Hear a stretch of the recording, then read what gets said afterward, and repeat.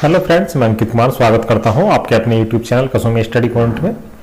और आज हम आपके लिए बहुत ही महत्वपूर्ण क्लास लेकर के आए हैं आगामी यूपीपीएससी स्टाफ नर्स के लिए, जो कि हम पेपर लेकर के आए हैं आपको वर्ष 2021 में जो यूपीपीएससी स्टाफ नर्स का क्वेश्चन पेपर हुआ था उसी को हम सोल्व कराने वाले हैं। काफ़ी महत्वपूर्ण ये क्लास आपके लिए रहने वाली है, क्योंकि हम वही क्वेश्चन को सोल्व कराएंगे जो कि एग्जाम में पूछे गए थे। और इस क्लास से एक फायदा ये होने वाला है कि जो एग्जाम पैटर्न है और जो आजकल क्वेश्चन आयोग पूछ रहा है उससे ये क्लियर हो जाएगा कि किस तरह का पैटर्न है और किस तरह के क्वेश्चन एग्जाम में पूछे जाते हैं यूपीपीएससी स्टाफ नर्स के। तो उस दृष्टिकोण से क्लास आपके लिए काफी महत्वपूर्ण रहने वाली है। वर्ष 2021 का एक क्वेश्चन पेपर है जिसमें सामान्य ज्ञान के 30 क्वेश्चन पूछे गए थे और हिंदी के यहाँ पर 20 क्वेश्चन पूछे गए थे, और जो हमारा मेन सब्जेक्ट होता है नर्सिंग के वो यहाँ पर 120 क्वेश्चन पूछे गए थे। तो आज की क्लास आपके लिए बहुत महत्वपूर्ण है, क्लास को बिल्कुल भी मिस ना करें। और जो स्टूडेंट चैनल पर नए हैं वो चैनल को सब्सक्राइब अवश्य कर ले, जिससे आने वाले वीडियो का नोटिफिकेशन आपको सबसे पहले मिल सके। तो चलिए शुरू करते हैं आज की क्लास। वर्ष 2021 का हमारा ये पेपर रहने वाला है जिसे हम आज सोल्व कराने वाले हैं, जिसमें हम आज जो हमारे क्वेश्चन रहेंगे वो सामान्य ज्ञान से रहेंगे, जिसके हम आज 25 क्वेश्चन सोल्व करने वाले हैं। बाकी के 25 क्वेश्चन हम नेक्स्ट क्लास में सोल्व करेंगे। उस तरह से 3-4 पार्ट में ये क्वेश्चन पेपर हमारा कंप्लीट हो जाएगा। कुछ महत्वपूर्ण निर्देश अगर मैं आपको बताऊं तो यहाँ पर जो स्टाफ नर्स का क्वेश्चन पेपर होता है, जो कुल प्रश्नों की संख्या पूछी जाती है वो 170 को प्रश्न यहाँ पर पूछे जाते हैं, जो कि ऑब्जेक्टिव टाइप होते हैं। और यहाँ पर निगेटिव मार्किंग भी रहती है। निगेटिव मार्किंग की अगर बात करें तो प्रत्येक प्रश्न के लिए आपको 1/3 यानी कि 1/3 अंक काटे जाते हैं, जो कि निगेटिव मार्किंग के रूप में काटे जाते हैं। यानी अगर आप एक क्वेश्चन गलत करते हैं तो आपके 1/3 आपका नंबर काट लिया जाएगा। पहले प्रश्न की अगर बात करें तो पहला प्रश्न पूछा गया था, संघ लोक सेवा आयोग के एक सदस्य को हटाए जाने के संदर्भ में निम्नलिखित में से कौन सा कथन सही है। यहां पर आपके सामने 2 कथन दिए गए थे और आपको दोनों कथन पढ़ने के बाद आपको बताना था कि क्वेश्चन के हिसाब से कौन सा कथन सही है। पहला कथन दिया गया था, संघ लोक सेवा आयोग के एक सदस्य को अपने पद से कदाचार के आधार पर राष्ट्रपति के आदेश से हटाया जा सकता है। और दूसरा कथन दिया गया था, संघ लोक सेवा आयोग के एक सदस्य को ऐसे हटाए जाने के लिए राष्ट्रपति द्वारा सर्वोच्च न्यायालय को विधिक प्रक्रिया द्वारा जांच किए जाने के निर्देश एवं ऐसे निर्देश पर उसका प्रतिवेदन प्राप्त होना आवश्यक है। तो यहाँ पर 2 कथन थे और 2 कथन में से आपको लोक सेवा आयोग के सदस्य को हटाए जाने के संदर्भ में आपको बताना था कि कौन सा कथन सही है। तो यहाँ पर आपका राइट आंसर हो जाएगा केवल 2। दूसरा कथन यहाँ पर आपका राइट आंसर होगा, संघ लोक सेवा आयोग के एक सदस्य को हटाए जाने के लिए राष्ट्रपति द्वारा सर्वोच्च न्यायालय को विधिक प्रक्रिया द्वारा जांच किए जाने के निर्देश एवं ऐसे निर्देश पर उसका प्रतिवेदन प्राप्त होना आवश्यक होता है। और अगर यहाँ पर कई बार आर्टिकल पूछ लिया जाता है कि लोक सेवा आयोग के सदस्य को हटाने का जो प्रोविजन है, प्रावधान है, वो किस आर्टिकल में है, तो ये भी आपको ध्यान रखना है। आर्टिकल 317 में लोक सेवा आयोग के किसी सदस्य को हटाए जाने का प्रोविजन किया गया है। आगे बढ़ते हैं, नेक्स्ट क्वेश्चन देखते हैं। दूसरा प्रश्न पूछा गया था, निम्नलिखित पौधों में से किस एक को घर का डॉक्टर कहा जाता है। तो ये आपको पता होना चाहिए, हालांकि मेरा ये गलत हो गया था, मैं नीम करके यहाँ पर आया था। और इसका जो राइट आंसर है वो आंवला होने वाला है।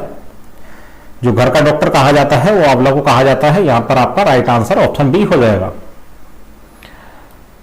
तीसरा क्वेश्चन पूछा गया था, यंग बंगाल आंदोलन के नेता और प्रेरक थे। 4 ऑप्शन आपके सामने दिए गए थे। हेनरी विवेंट ब्रेजियो, ऑप्शन बी था राजा राम मोहन राय, ऑप्शन सी था डेविड हेयर और ऑप्शन डी था अलेक्जेंडर डफ। तो यहां पर आपको बताना है कि यंग बंगाल आंदोलन के नेता और प्रेरक कौन थे। तो यहां पर आपका राइट आंसर हो जाएगा option A, Henry Vivian Derozio Young Bengal आंदोलन के नेता और प्रेरक थे। यंग बंगाल आंदोलन की अगर बात करें तो स्थापना कब की गई थी, तो 1875 में यंग बंगाल आंदोलन की स्थापना की गई थी और संस्थापक थे इसके हेनरी विवेट ड्रेजियो। यहां पर आपको यह भी याद रखना है कि स्थापना कब की गई है, तो स्थापना का पूछी जाए तो 1875 में की गई थी। और संस्थापक कौन थे, तो वो थे हेनरी विवेट ड्रेजियो, यानी ऑप्शन ए राइट आंसर है। आगे बढ़ते हैं, नेक्स्ट क्वेश्चन देख लेते हैं। नेक्स्ट क्वेश्चन पूछा गया था, उज्ज्वला योजना का दूसरा चरण सेकेंड फेज अगस्त 2021 में उत्तर प्रदेश के निम्नलिखित जनपदों में से किसमें शुरू किया गया था। ऑप्शन ए था Varanasi, option B Gorakhpur, option C पूछा गया था महोबा और ऑप्शन डी था बलिया। तो आपको बताना है जो उज्ज्वला योजना होती है उसका सेकेंड फेज अगस्त 2021 में किस शहर में शुरू किया गया था, किस जनपद में शुरू किया गया था। तो यहां पर आपका राइट आंसर हो जाएगा महोबा। जो उज्ज्वला योजना थी उसका सेकेंड चरण अगस्त 2021 में महोबा से शुरू किया गया था। उज्ज्वला योजना की अगर बात करें तो 1 मई 2016 से इसकी शुरुआत की गई थी। जो फर्स्ट फेज था 1 मई 2016 से प्रथम चरण की शुरुआत की गई थी, जिसका उद्देश्य गरीब महिलाओं को मुफ्त एलपीजी गैस कनेक्शन उपलब्ध कराना था। और सेकंड चरण की अगर बात करें तो 10 अगस्त 2021 से महोबा में ये सेकंड चरण की शुरुआत की गई है। तो यहां पर आपका राइट आंसर ऑप्शन सी हो जाएगा महोबा। आगे बढ़ते हैं, नेक्स्ट क्वेश्चन था, निम्नलिखित युग्मों में से एक सही सुमेलित नहीं है। यहां पर 4 युग्म पूछे गए हैं, उसमें से जो सुमेलित नहीं है वो आपको बताना है। ऑप्शन ए है भारतीय घास स्थल एवं चरा अनुसंधान संस्थान झांसी, ऑप्शन बी है भारतीय दलहन अनुसंधान संस्थान कानपुर, और ऑप्शन सी है भारतीय गन्ना अनुसंधान संस्थान लखनऊ, और ऑप्शन डी है राष्ट्रीय गन्ना संस्थान मेरठ। तो यहां पर आपका राइट आंसर हो जाएगा ऑप्शन डी, राष्ट्रीय गन्ना संस्थान मेरठ में नहीं है, ये लखनऊ में है। यही इसका राइट आंसर है, क्योंकि आपसे पूछा गया था कि 4 ऑप्शन में से कौन सा सुमेलित नहीं है। भारतीय घास स्थल एवं चारा अनुसंधान संस्थान झांसी में है, ये भी सही है। भारतीय दलहन रिसर्च सेंटर कानपुर में है, ये भी सही है। और गन्ना अनुसंधान संस्थान लखनऊ में, ये भी सही है। राष्ट्रीय गन्ना संस्थान मेरठ में नहीं है, यही गलत है और यही इस क्वेश्चन का राइट आंसर है। चलिए आगे बढ़ते हैं, नेक्स्ट क्वेश्चन देख लेते हैं। नेक्स्ट क्वेश्चन पूछा गया था, सौर ऊर्जा पैदा होती है, the energy of the sun is produced by, जो सौर ऊर्जा पैदा होती है वो किस प्रक्रिया के द्वारा पैदा होती है वो आपको बताना था। ऑप्शन ए पूछा गया था परमाणु संलयन द्वारा, ऑप्शन बी ऑक्सीकरण द्वारा, ऑप्शन सी था गुरुत्वाकर्षण द्वारा, और ऑप्शन डी था परमाणु विघटन द्वारा। तो यहां पर आपको बताना है जो सौर ऊर्जा होती है वो किस तरह से पैदा होती है। तो यहां पर आपका राइट आंसर हो जाएगा ऑप्शन ए परमाणु संलयन, यानी न्यूक्लियर फ्यूजन के द्वारा सौर ऊर्जा पैदा होती है। चलिए आगे बढ़ते हैं, नेक्स्ट क्वेश्चन है, किम्बरले पठार निम्नलिखित में से किस देश में स्थित है।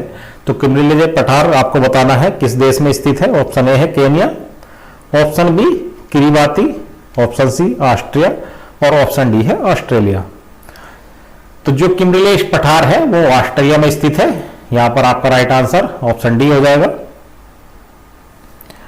आगे बढ़ते हैं, नेक्स्ट क्वेश्चन है,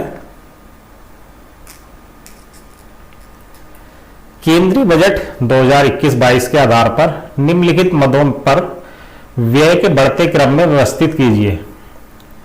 केंद्रीय बजट जो 21-22 में पेश किया गया था उसमें जो खर्च होने वाला पैसा है उसके बढ़ते क्रम के आधार पर यहां पर आपको जो ऑप्शन दिए गए हैं वो व्यवस्थित करने हैं। यहां पर फर्स्ट था करों एवं शुल्क है राज्यों का हिस्सा, यानी कि जो कर और शुल्क होते हैं उसमें राज्यों का हिस्सा। सेकंड था आर्थिक सहायता, थर्ड ब्याज अदायगी, और फोर्थ था रक्षा। तो यहां पे आपको बताना है कि जो व्यय के बढ़ते क्रम में कि कौन सा, जिसमें सबसे ज्यादा व्यय है वो कौन सा पहले आएगा, और उसके बाद कम, और सबसे लास्ट में जिस पे सबसे कम व्यय हो रहा है वो सबसे लास्ट में आएगा। तो यहां पर आपका राइट आंसर हो जाएगा ऑप्शन सी। सबसे ज्यादा जो व्यय होता है वो होता है ब्याज अदायगी पर। उसके बाद जो सेकंड वन है करों एवं शुल्क में राज्यों के हिस्से पे दूसरा व्यय होता है। उसके बाद आर्थिक सहायता, और सबसे बाद में रक्षा। तो ये इसका सीक्वेंस है। सबसे पहले ब्याज अदायगी, फिर करों एवं शुल्क में राज्यों का हिस्सा, और उसके बाद आर्थिक सहायता, और फिर रक्षा। तो यहां पर आपका राइट आंसर ऑप्शन सी हो जाएगा। चलिए आगे बढ़ते हैं, अगला क्वेश्चन देख लेते हैं। निम्नलिखित पर विचार कीजिए। एट्राजिन, वीटाक्लोर, पैराक्विट और एलाक्लोर उपरोक्त में से कौन सा खरपतवार नाशी के रूप में प्रयोग होता है? यहां पर 4 ऑप्शन आपको दिए गए हैं। 4 खरपतवार नाशी के नाम यहां पर दिए गए हैं, उसमें से आपको बताना है कि कौन सा खरपतवार नाशक के रूप में प्रयोग किया जाता है। ऑप्शन ए है केवल एक, ऑप्शन बी 1 और 2 दोनों, ऑप्शन सी था 2 और 3, और ऑप्शन डी था उपरोक्त सभी। तो एट्रोजिन, वीटाक्लोर और पैराक्विट और एलाक्लोर ये चारों ही खरपतवार नाशक के रूप में प्रयोग किए जाते हैं। जो खरपतवार खेतों में हो जाता है उसके लिए, उसका नाश करने के लिए, उसको खत्म करने के लिए खरपतवार नाशक के रूप में इन चारों का ही प्रयोग किया जाता है। तो यहां पर आपका राइट आंसर हो जाएगा ऑप्शन डी, एट्राजिन, वीटाक्लोर, पैराक्विट और एलाक्लोर ये चारों ही खरपतवार नाशक हैं। चलिए आगे बढ़ते हैं, नेक्स्ट क्वेश्चन देख लेते हैं। नेक्स्ट क्वेश्चन यहां पर मैथ का दिया गया था, ये आप सॉल्व करके देख लेंगे, इसके लिए अलग से मैथ की क्लास हम बना देंगे। चलिए आगे बढ़ते हैं, नेक्स्ट क्वेश्चन देख लेते हैं। नेक्स्ट क्वेश्चन था निम्नलिखित घटनाओं पर विचार कीजिए तथा इन्हें सही कालानुक्रम में व्यवस्थित कीजिए। यहां पर जो घटनाएं दी गई हैं उसमें आपको जो इनका सही कालक्रम है उसमें व्यवस्थित करना है। पहला है प्रारूप समिति की नियुक्ति, दूसरा है भारतीय संविधान पारित हुआ, तीसरा है भारतीय संविधान लागू होने की तिथि, और चौथा है संविधान सभा की पहली बैठक। तो यहां पर आपको पहले तो सबका आपको सन पता होना चाहिए, डेट पता होनी चाहिए कि कौन सी डेट में कौन सा प्रारूप समिति की स्थापना कब हुई थी, भारतीय संविधान पारित कब हुआ था, लागू कब हुआ था, और संविधान सभा की पहली बैठक कब हुई थी। ये सारी चीजें जब आपको पता होंगी तभी आप इनका कालानुक्रम या फिर सीक्वेंस इनका आप लगा सकते हैं। तो अगर बात करें यहां पर प्रारूप समिति की, तो प्रारूप समिति की जो स्थापना की गई थी या फिर गठन किया गया था या फिर नियुक्ति की गई थी वो की गई थी 29 अगस्त 1947 को। डॉक्टर BR अम्बेडकर की अध्यक्षता में प्रारूप समिति की स्थापना की गई थी। भारतीय संविधान पारित हुआ था 26 नवंबर 1949 को पारित हुआ था, और 26 जनवरी 1950 को संपूर्ण भारतीय संविधान लागू हुआ था। यहां पर पारित होना और लागू होना दोनों अलग अलग चीजें हैं। संविधान पारित कब हुआ था? तो 26 नवंबर 1949 को पारित हुआ था, और संपूर्ण भारत में लागू कब हुआ था? तो भारतीय संविधान 26 जनवरी 1950 को संपूर्ण भारत में लागू हुआ था। अब उस हिसाब से आपको सीक्वेंस लगाना है। तो सबसे पहली जो घटना है वो यहां पर संविधान सभा की पहली बैठक जो हुई थी तो वो हुई थी 9 दिसंबर 1946 को नई दिल्ली में आयोजित की गई थी। तो यहां पर आपका राइट आंसर हो जाएगा ऑप्शन डी, संविधान सभा की पहली बैठक जो कि 9 दिसंबर 1946 हुई थी। उसके बाद प्रारूप समिति की नियुक्ति या फिर गठन जो कि 29 अगस्त 1947 को हुआ था। उसके बाद भारतीय संविधान पारित 26 नवंबर 1949, और उसके बाद संविधान लागू 26 जनवरी 1950। तो ये इसका सही कालानुक्रम था, सीक्वेंस था। यहां पर आपका राइट आंसर ऑप्शन डी हो जाएगा। तो चारों चीजें आपको पता होनी चाहिए कि कब लागू हुआ था, तभी आप इनका सीक्वेंस लगा सकते हैं। तो ये आप एक बार देख लेना अच्छे से। संविधान से कई बार क्वेश्चन पूछे जाते हैं और कई क्वेश्चन पूछे जाते हैं। नेक्स्ट क्वेश्चन पूछा गया था, उत्तर प्रदेश में कृषक समृद्धि आयोग का गठन हुआ था। ऑप्शन ए 2016 में, ऑप्शन बी 2017 में, ऑप्शन सी था 2018 में, और ऑप्शन डी 2019 में। तो यहां पे आपको बताना है उत्तर प्रदेश में कृषक समृद्धि आयोग का गठन कब हुआ था। कृषक समृद्धि आयोग की अगर बात करें तो इसकी स्थापना वर्ष 2017 में मुख्यमंत्री योगी आदित्यनाथ के द्वारा की गई थी। तो यहां पर आपका राइट आंसर ऑप्शन बी हो जाएगा 2017। उद्देश्य की अगर बात करें कृषक समृद्धि आयोग का उद्देश्य क्या है, तो 2022 तक किसानों की आय को दुगना करने के उद्देश्य से समय समय पर सुझाव देने के लिए किसान समृद्धि आयोग का गठन किया गया था। यानी जो उद्देश्य था वर्ष 2022 तक किसानों की आय दोगुना करने का इसका लक्ष्य था या फिर उद्देश्य था, और समय समय पर किस तरह से उनकी किसानों की आय दुगनी की जाए उसके सुझाव देने के लिए कृषक समृद्धि आयोग की स्थापना वर्ष 2017 में योगी आदित्यनाथ जो हमारे मुख्यमंत्री जी हैं उनके द्वारा की गई थी। चलिए आगे बढ़ते हैं, नेक्स्ट क्वेश्चन देख लेते हैं। नेक्स्ट क्वेश्चन है पीएम कुसुम योजना के उद्देश्यों के संदर्भ में कौन सा कथन सही है। जो पीएम कुसुम योजना है उसके संदर्भ में आपको बताना है कि कौन सा कथन यहां पर सही है। कथन 1 दिया गया है कृषि क्षेत्र को गैर डीजल और सिंचाई के विश्वसनीय स्रोत उपलब्ध कराकर किसानों की आय में वृद्धि करना। और कथन दूसरा है डीजल और केरोसिन पर किसानों की निर्भरता कम करना और पंप सेटों को सौर ऊर्जा से जोड़ना। तो यहां पर 2 कथन आपके सामने दिए गए थे और ऑप्शन दिए गए थे केवल 1 या फिर केवल 2 या फिर 1 या 2 दोनों, या फिर न तो 1 सही है या फिर न 2 सही है। यहां पर आपको 4 ऑप्शन यहां पर दिए गए थे। अब आपको बताना है कि पीएम कुसुम योजना के संदर्भ में कौन सा कथन सही है। तो यहां पर आपका राइट आंसर हो जाएगा ऑप्शन सी 1 और 2 दोनों। पीएम कुसुम योजना की अगर बात करें तो वर्ष 2023 में इसकी स्थापना की गई। उद्देश्य क्या है, पीएम कुसुम योजना के अंतर्गत किसानों को सिंचाई के लिए सोलर पैनल की सुविधा दी गई है। यानी कि जो किसान है हमारे उनको सोलर पैनल के लिए इस योजना के अंतर्गत किसानों को सब्सिडी दी जाती है, जिसमें 90% सरकार द्वारा व्यय किया जाता है या फिर वहन किया जाता है और 10% किसान को वहन करना पड़ता है। यानी कि जो सोलर पैनल है उसके लिए किसानों को यहां पर 90% सब्सिडी सरकार के द्वारा दी जाती है और 10% किसान को ही यहां पर वहन करना है। ये पीएम कुसुम योजना का उद्देश्य है। चलिए आगे बढ़ते हैं, नेक्स्ट क्वेश्चन है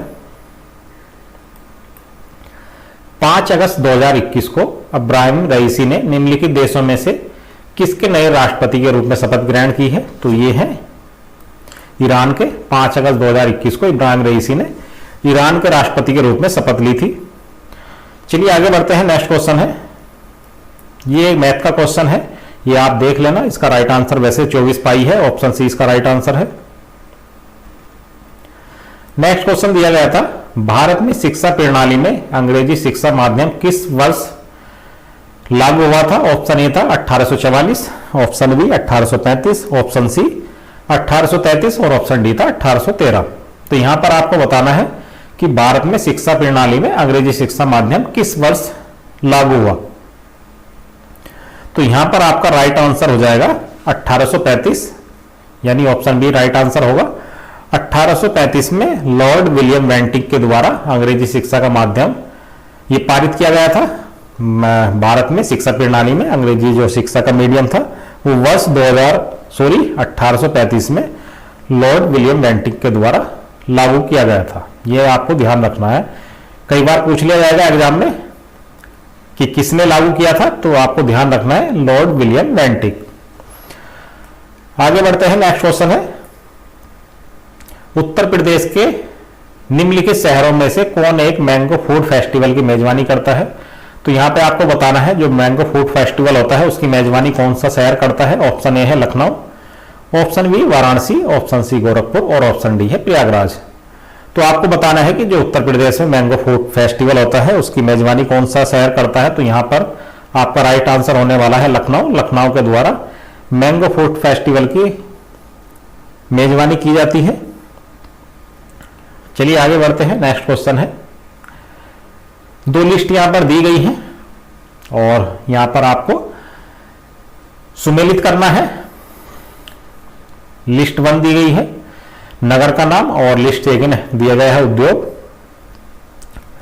ए दिया गया है पिट्सबर्ग, सिगार, लेनिनग्राद, सूती वस्त्र, हवाना, लोहा एवं इस्पात, मानचेस्टर, पोत निर्माण। तो यहां पर आपको पता होना चाहिए कि कौन से नगर में कौन सा उद्योग विकसित हुआ है या फिर कौन सा उद्योग चल रहा है, ये आपको पता होना जरूरी है, तभी आप इनका सही सुमेल कर सकते हैं। तो यहां पे आपका राइट आंसर हो जाएगा ऑप्शन सी। ऑप्शन सी यहां पर आपका राइट आंसर होने वाला है। चलिए आगे बढ़ते हैं, नेक्स्ट क्वेश्चन देख लेते हैं। ये मैथ का क्वेश्चन है, इसके लिए हम सेपरेट से क्लास बनाने वाले हैं और जो इसका राइट आंसर है, राइट आंसर यहां पर 4 रहने वाला है। ये एक बार आप देख लेना। आगे बढ़ते हैं, नेक्स्ट क्वेश्चन दिया गया था, निम्नलिखित में से कौन एक सुमेलित नहीं है। यहां पर एक ऑप्शन गलत है, वही आपको बताना है, बाकी सब सही है। ऑप्शन ए दिया गया था फतवा ए जहादारी, जियाउद्दीन वर्नी, लेखक थे इसके जियाजुद्दीन वर्नी। ऑप्शन बी था खजीनुल फुतू, अमीर हसन दिलहवी। ऑप्शन सी था फुतूल सलातिन इसामी और ऑप्शन डी था तारीख मुबारक शाही याहिया बिन अहमद। तो यहां पे आपको बताना है कि इसमें कौन सा सुमेलित नहीं है। तो यहां पे आपका राइट आंसर है खजीनुल फुतूह, अमीर हसन दिलहवी, ये इसका राइट आंसर है, ये सुमेलित नहीं है। बाकी फतवे जहादारी जियाउद्दीन बर्नी ये सही है। फुतू उल सलातीन इसामी ये भी सही है और तारीख मुबारक शाही याहिया बिन अहमद ये भी सही है। तो जो इसमें सुमेलित नहीं है वही आपको बताना था। तो यहां पर आपका राइट आंसर हो जाएगा ऑप्शन बी। चलिए आगे बढ़ते हैं, नेक्स्ट क्वेश्चन देख लेते हैं। नेक्स्ट क्वेश्चन दिया गया है, उत्तर प्रदेश स्टार्टअप फंड का शुभारंभ किया गया था। यहां पे आपको बताना है उत्तर प्रदेश स्टार्टअप फंड कब शुरू किया गया था। ऑप्शन ए है 10 मार्च 2020 को, ऑप्शन बी 20 मार्च 2020 को, ऑप्शन सी 10 मई 2020 को और ऑप्शन डी है 20 मई 2020 को। 4 ऑप्शन आपके सामने दी गई हैं। तो आपको बताना है कि उत्तर प्रदेश में स्टार्टअप फंड का शुभारंभ या फिर शुरुआत कब से की गई। तो यहां पे आपका राइट आंसर हो जाएगा 20 मई 2020, यानी ऑप्शन डी यहां पर आपका राइट आंसर है। 20 मई 2020 को उत्तर प्रदेश में स्टार्टअप फंड का शुभारंभ किया गया है। और कितनी राशि के साथ किया गया था ये भी एग्जाम में पूछा जा सकता है। तो 1000 करोड़ रुपए से इसकी शुरुआत की गई है। ये आपको ध्यान रखना है कि कितनी राशि से शुरुआत की गई है। तो यहां पर 1000 करोड़ रुपए से उत्तर प्रदेश में स्टार्टअप फंड की शुरुआत 20 मई 2020 से शुरू की गई है। आगे बढ़ते हैं, नेक्स्ट क्वेश्चन है, राज्यों के लिंगानुपात के बारे में निम्नलिखित में से कौन एक युग्म सही सुमेलित नहीं है। यहां पर एक जो ऑप्शन है वो सही सुमेलित नहीं है, वही आपको बताना है। और इस ऑप्शन ए दिया गया है उत्तर प्रदेश 1912, ऑप्शन बी है महाराष्ट्र 900, ऑप्शन सी है बिहार 918 और ऑप्शन डी है पश्चिम बंगाल 950। यहाँ पर स्टेट दिए गए हैं और उसका लिंगानुपात दिया गया है। अब कौन सा सुमेलित नहीं है ये आपको बताना है। और मैं बता दूं ये क्वेश्चन जो है 2011 की जनगणना के आधार पर ये क्वेश्चन पूछा गया है, ये भी आपको ध्यान रखना है। तो यहाँ पर जो वर्ष 2011 में लिंगानुपात था उत्तर प्रदेश का वो 912 था, यानी कि ये सही है। आपको बताना वो है जो कि गलत है, जो सुमेलित नहीं है। बिहार की 918 थी, ये भी ठीक है, और पश्चिम बंगाल का 950 था 2011 के सेंसस के हिसाब से। तो यहां पे आपका राइट आंसर हो जाएगा महाराष्ट्र। महाराष्ट्र की अगर बात करें तो वर्ष 2011 में जो लिंग अनुपात था वो 929 था और यहां पर 900 दिया गया है। तो जो सुमेलित नहीं है वही आपको बताना। तो यहां पर आपका राइट आंसर हो जाएगा ऑप्शन बी यानी महाराष्ट्र। आगे बढ़ते हैं, नेक्स्ट क्वेश्चन है, टोक्यो ओलंपिक 2020 में भारत द्वारा जीते गए पदों का सही क्रम क्या है।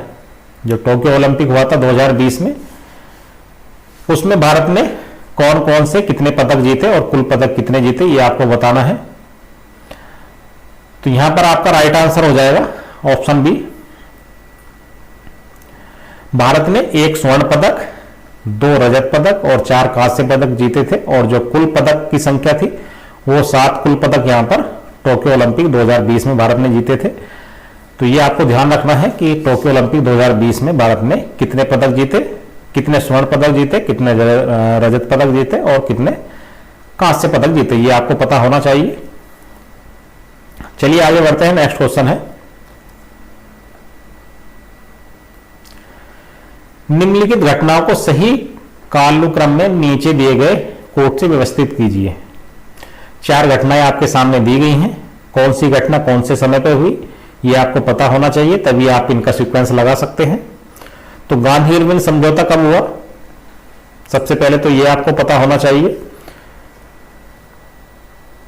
5 मार्च 1931 को गांधी इरविन समझौता हुआ। उसके बाद कैबिनेट मिशन की बात करें तो मार्च 1946 में कैबिनेट मिशन। जलियांवाला बाग जो कांड हुआ था वो हुआ था 13 अप्रैल 1919 को, और भारत छोड़ो आंदोलन 8 अगस्त 1942। ये आपको पता होना चाहिए। अगर आपको इनका चारों का पता है कि कौन सी घटना कब हुई है तो आपको सीक्वेंस लगाने में कोई प्रॉब्लम नहीं होने वाली है। और अगर नहीं पता है तो आप क्वेश्चन छोड़ के आ सकते हैं, क्योंकि निगेटिव मार्किंग होती है। गलत करेंगे तो आपका यहाँ पर नंबर निगेटिव मार्किंग के रूप में कटने वाले हैं। तो जो क्वेश्चन आपका लगता है कि ये कॉन्फिडेंस है आपके लिए कि आंसर यही इसका राइट आंसर है, और आपको पता है कि यही मेरा क्वेश्चन है, क्वेश्चन का सही आंसर है, सही आंसर आपको आता है, तभी आप करके आए। अदरवाइज आप स्केप भी कर सकते हैं। कोई जरूरी नहीं है आप 170 क्वेश्चन ही अटेम्प्ट करके आए। तो यहां पर आपका राइट आंसर हो जाएगा ऑप्शन सी। सबसे पहले जलियांवाला बाग जो नरसंहार था वो हुआ था। उसके बाद गांधी इरविन समझौता हुआ था, और उसके बाद भारत छोड़ो आंदोलन,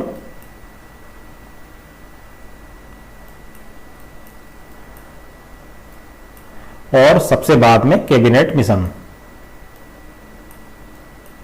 तो ये आपको सीक्वेंस पता होना चाहिए कि कौन सी घटना कब हुई थी। डेट की बात करें तो ये 1931 में हुआ था गांधी इरविन समझौता। कैबिनेट मिशन की बात करें तो 1946।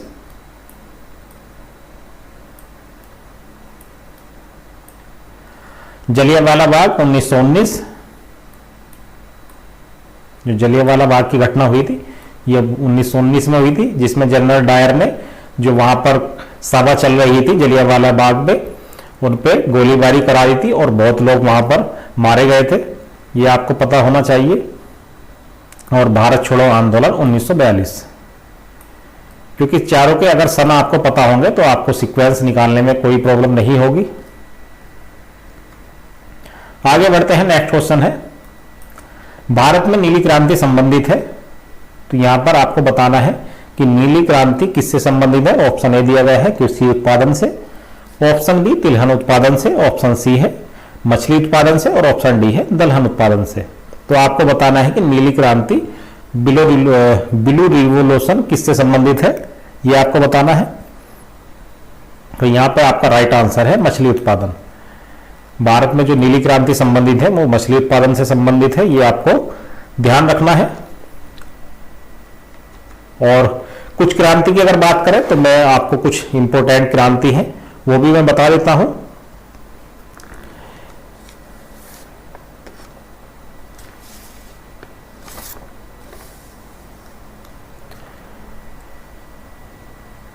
जो तिलहन उत्पादन है उसके लिए पीली क्रांति से संबंधित है। जो हमारा तिलहन उत्पादन है ये पीली क्रांति से संबंधित है।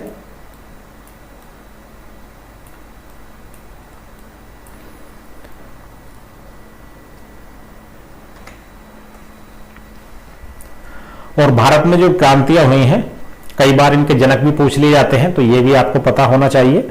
भारत में जो हरित क्रांति के जनक माने जाते हैं वो एम.एस. स्वामीनाथन माने जाते हैं। भारत में जो हरित क्रांति के जनक के रूप में जिसको जाना जाता है तो ये आपको ध्यान रखना है एम.एस. स्वामीनाथन।